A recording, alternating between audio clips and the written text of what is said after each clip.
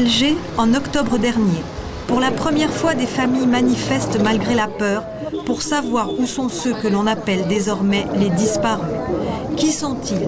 Des fils, des frères, des maris dont on est sans nouvelles depuis des mois ou des années. Ça, c'est mon frère. C'est un résident en chirurgie. Il a disparu le 3 avril 1997. Il était de garde. Depuis, on n'a aucune nouvelle de... Est-il mort? A-t-il été enlevé? Par qui? On accuse souvent les groupes islamistes, mais pour certaines de ces familles, ce sont les forces de sécurité qui sont responsables. Les rassemblements s'interdisent. Circulez. Respectez la réglementation du pays. Ces familles de disparus ont bien du mal à faire entendre leur voix. Et pendant ce temps, les organisations chargées des droits de l'homme ont sur leur bureau de nombreux dossiers qui mettent en cause les forces de sécurité. Pour la première fois, nous avons pu consulter un fichier de disparus. Abdelrahman, 42 ans, arrêté par la police et l'armée en novembre 1994, a été vu pour la dernière fois au centre de police de Oued-Kish. Naïma, 23 ans, enlevée en avril 1997 par des membres des forces de sécurité près du tribunal d'Alger. Hammer, 38 ans, convoqué à la brigade de gendarmerie. Depuis, il est porté disparu, ainsi que Nejwa, Saïd, Amin, Saïda. Ils seraient des milliers. Arrêtés en pleine rue, à la maison, de nuit ou sur leur lieu de travail, souvent les disparus sont tenus au secret dans des centres de détention en dehors de tout cadre légal. Selon les organisations des droits de l'homme, nombre d'entre eux auraient subi des tortures et des mauvais traitements. Pour les autorités qui admettent environ 700 disparitions, en revanche, elles ne reconnaissent pas l'existence des centres de détention secrets.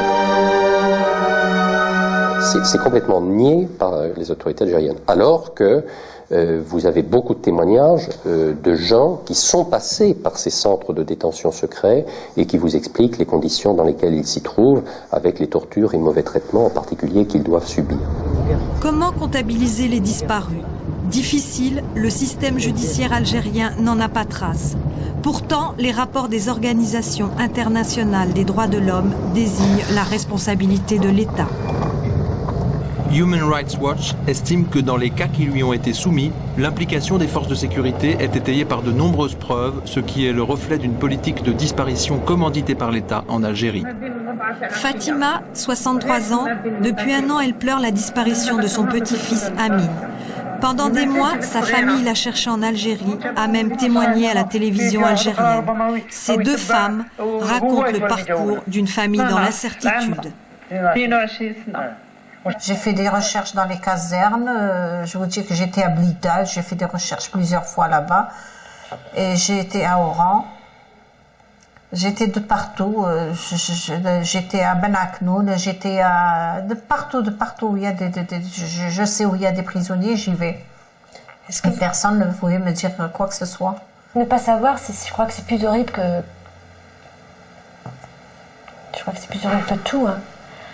Ne pas savoir, l'incertitude, espérer le retrouver et puis tout d'un coup avoir peur de le retrouver mort, c'est affreux. Il meurt tous les jours, il reste tous les jours et puis on est là et puis on attend et puis les jours passent et puis on se demande quand ça va se terminer, quoi.